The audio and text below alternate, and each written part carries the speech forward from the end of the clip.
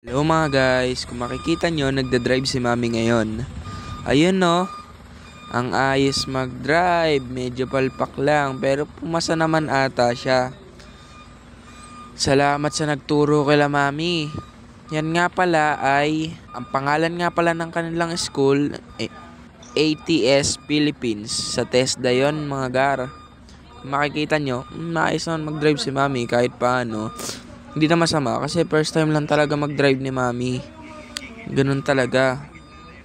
Kasi, yun no, medyo nahihirapan lang siya sa pagmaniobra. Pero okay lang yan. Beginner pa lang naman. Panigurado mga gar, kung ako magdadrive niyan, di diretso yan sa pader.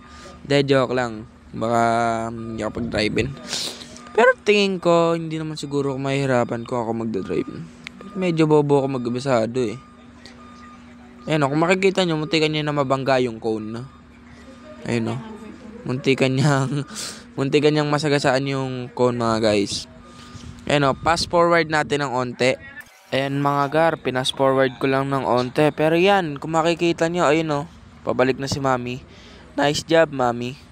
Pero yan o, tingnan nyo. Muntikan niya na naman mabangga yung cone. Pero ayos lang yan kasi beginner lang naman yan. Panigurado ako na mababangga ko yan. So, ayun, makikita nyo yun na.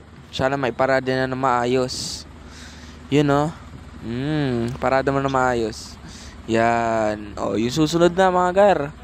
O, huwag nyo kakalimutang mag-like and subscribe ha. Share nyo na rin tong video ko. Tapos, yun, share nyo to ha. Like nyo na rin pati yung Facebook page ni Mami. Bye-bye! Maraming salamat sa panonood. Kita-kita sa susunod na video ni Mami. Babush!